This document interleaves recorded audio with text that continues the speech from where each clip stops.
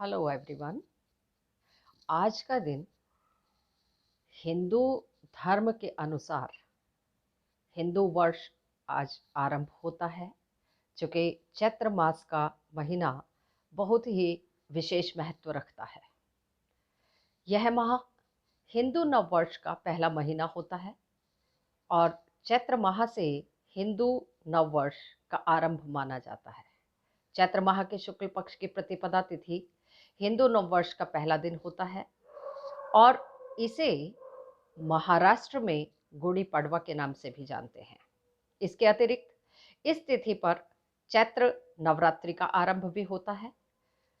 चैत्र शुक्ल पक्ष प्रतिपदा तिथि को वर्ष प्रतिपदा, उगादि, गुड़ी पड़वा यानी कहने का तात्पर्य है कि अलग अलग राज्यों में अलग अलग नाम से जाना जाता है। वैसे तो पूरी दुनिया अंग्रेजी कैलेंडर के अनुसार नया वर्ष जनवरी के महीने से शुरू मानती है, लेकिन हमारे हिंदू वैदिक परंपरा और सनातन काल गणना के अनुसार चैत्र शुक्ल पक्ष की प्रतिपदा तिथि को नव वर्ष की शुरुआत होती है। पौराणिक मान्यताओं के अनुसार इस दिन ब्रह्मा जी ने समस्त सृष्टि की रचना की थी। इसी कारण से हिंदू मान्यताओं में नए वर्ष का शुभारंभ इस दिन से होता है। क्या विशेष है या हिंदू नववर्ष से जुड़ी क्या क्या बातें हैं? हिंदू नववर्ष पहला महीना होता है। यह होली के त्योहार के बाद शुरू हो जाता है, अर्थात फाल्गुन मास पूर्णिमा तिथि के बाद चैत्र कृष्ण पक्ष प्रतिपदा लग जाती है।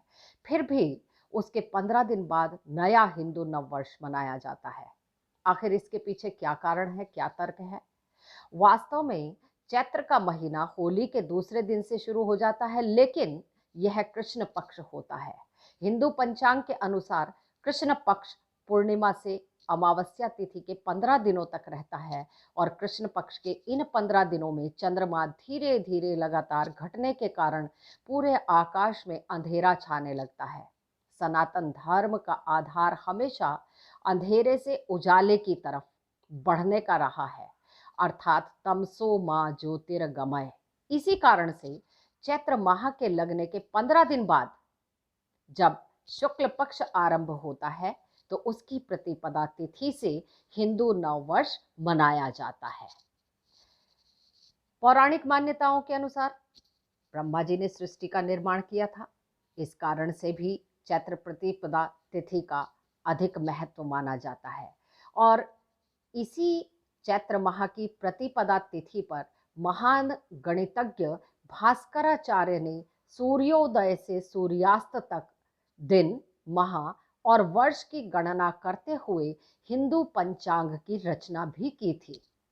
इस तिथि से ही नए पंचांग आरंभ होते हैं और वर्ष भर के पर्व, उत्सव और अनुष्ठानों के शुभ मुहूर्त इस दिन से ही निश्चित किए जाते हैं।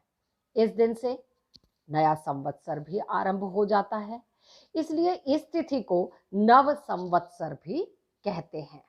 इसी के साथ ऐसी भी मान्यता है कि चैत्र शुक्ल पक्ष प्रतिपदा तिथि पर भगवान राम ने वानरराज बाली का वध करके वहां की प्रजा को मुक्ति दिलाई थी, जिसकी खुशी में प्रजा ने घर घर में उत्सव मनाकर ध्वज फहराए थे। एक और विशेष बात है, चैत्र प्रतिपदा के दिन महाराज विक्रमादित्य द्वारा ही विक्रमी संवत की शुरुआत, भगवान झूलेलाल की जयंती, चैत्र नवरात्रि का प्रारंभ, गुड़ी पड़वा, उगादि सभी पर्व इसी दिन से मनाए जाते हैं। हमारी माँ दुर्गा 9 दिन का नवरात्रि का व्रत हम सभी रखते हैं। शक्ति की आराधना हम सभी साधना करते हैं और इसमें माँ दुर्गा के 9 अलग अलग स्वरूपों की पूजा करते हैं। नवमी तिथि पर मर्यादा पुरुषोत्तम भगवान राम का जन्मोत्सव और फिर चैत्र पूर्णिमा पर भगवान राम के सबसे प्रिय भक्त हनुमान जी की जयंती भी मनाई जाती है। और हम सबसे जुड़ी एक विशेष बात और भी है, महर्षि दयानंद जी द्वारा आर्य समाज की स्थापना भी इसी दिन की गई थी। शास्त्रों के अनुसार सभी चारों युगों में सबसे पहले सतयुग का प्रारंभ इसी तिथि अर्थात चैत्र मास की प्रतिपदा से हुआ था। यह तिथि सृष्टि के कालचक्र प्रारंभ और पहला दिन भी माना जाता है। इन्हीं सब बातों के साथ मैं अपनी वाणी को विराम देती हूँ और आप सभी को पुनः संवत 2079 की हार्दिक शुभकामनाएं। धन्यवाद।